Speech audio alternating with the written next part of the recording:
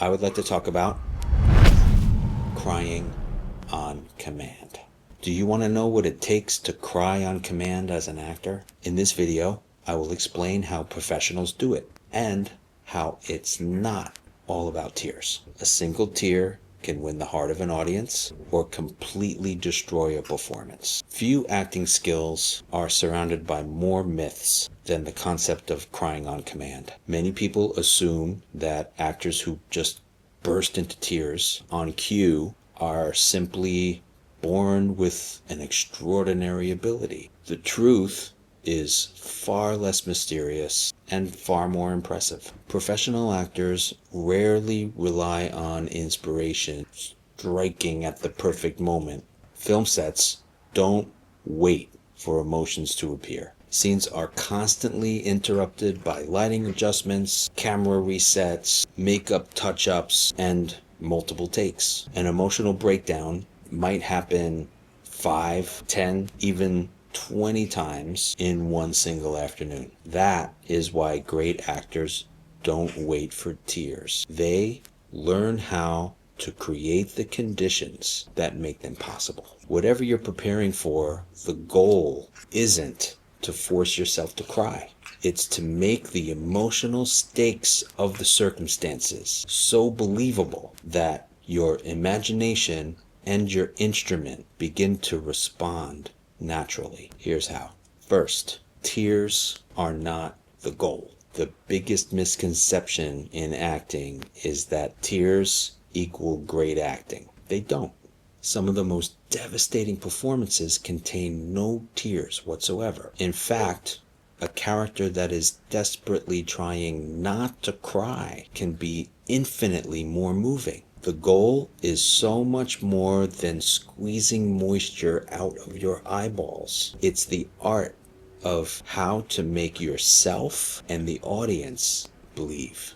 Actors who chase tears often look artificial. Actors who pursue emotional truth often cry without needing to try for it. Remember this one simple rule: truth first. Method number 1, emotional or affective memory. Perhaps one of the most famous approaches reaches all the way back to Stanislavski's emotional memory, also referred to as affective memory. Instead of inventing emotion, actors reconnect with a real memory that carries genuine emotional weight. Not just the event itself, but every sensory detail surrounding it. So instead of thinking, I need to cry, ask yourself, where was I in this memory? What did the place feel like around me and underneath my feet? What could I hear? What did the room smell like? What is something about the place that I will never forget? And what did I need to say or do but didn't? The imagination responds so much more powerfully to vivid sensory details rather than abstract thoughts or ideas, allowing authentic emotion to surface naturally. Method number 2, the magic as if. Every actor must learn the process of lifting a part of themselves and living truthfully in the imaginary circumstance. So what happens when the event in the story of the character is not something that you have actually literally experienced? Using the magic as if can help you create a metaphor that can be surprisingly effective. Imagine the script says your character watches their father die. Rather than trying to invent that experience, you privately explore. It's as if I just lost the person that I love the most. The circumstances aren't identical.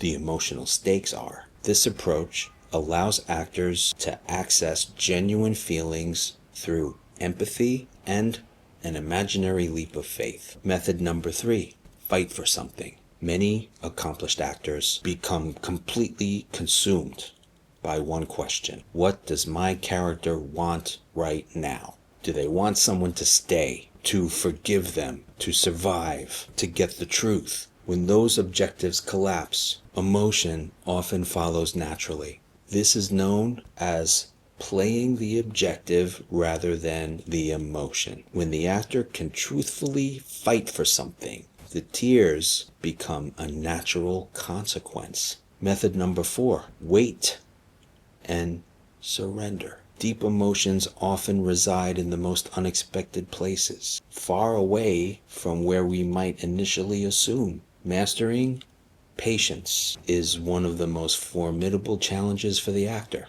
But what happens when you let go of the obsession to achieve a specific emotional outcome? You open up your belief system, allowing yourself to be completely immersed in the imaginary circumstances. You remind yourself that within this enchanting realm of the story, whatever you feel in your body is right. This high level of surrender and patience takes practice, but it can lead to the discovery of fresh, surprising outcomes and surprising pathways to emotional expression. Method number 5, inner objects. Some actors develop a gallery of deeply meaningful internal images that instantly affect them.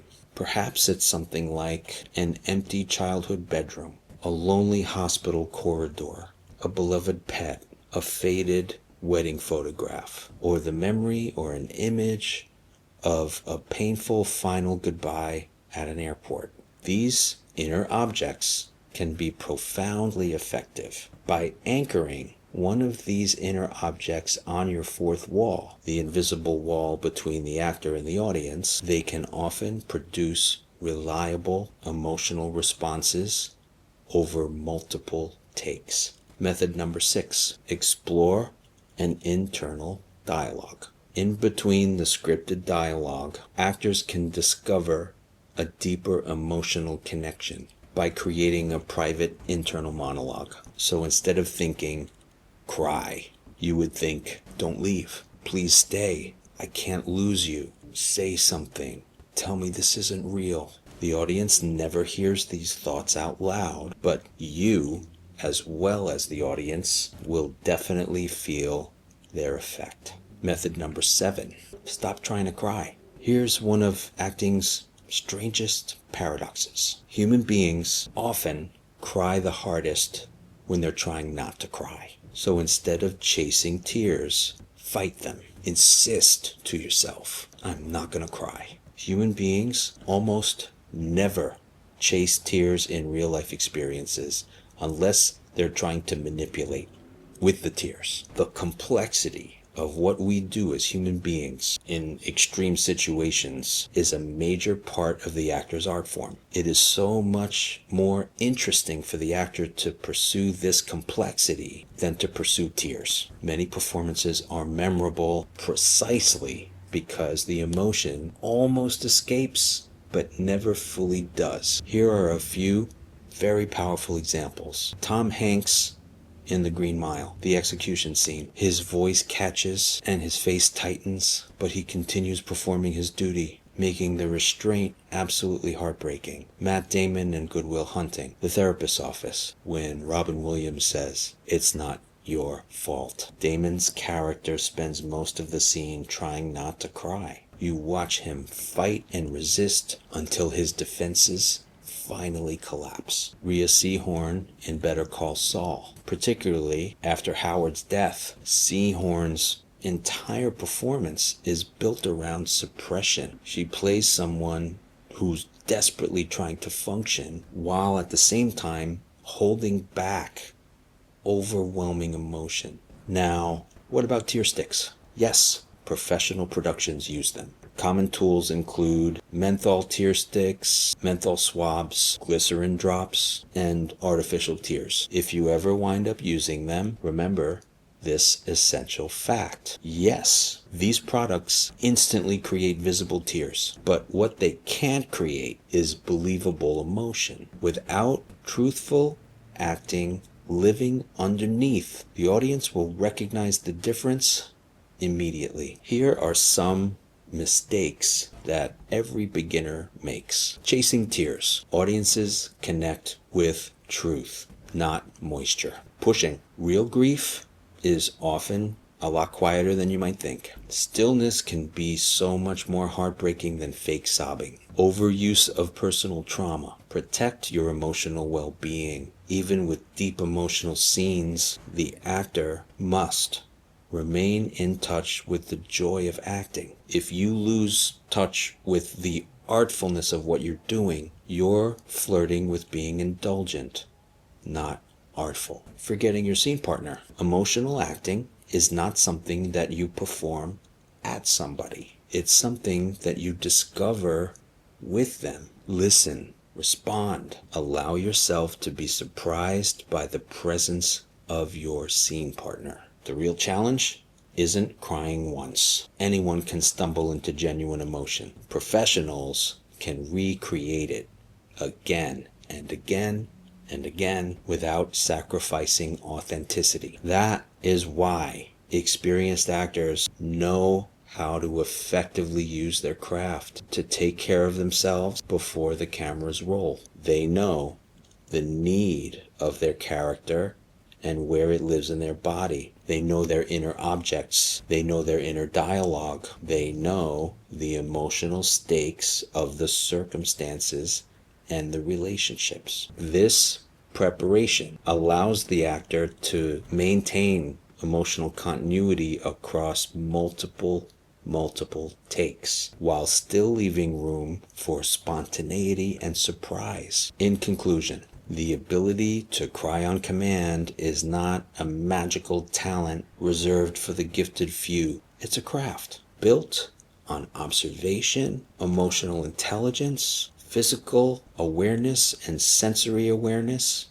imagination, and disciplined practice. The actors who leave the deepest impressions aren't necessarily the ones who cry the most. They're the ones who make us believe in human truth and human complexity, because audiences rarely remember the tears. They remember the feeling that the tears left behind.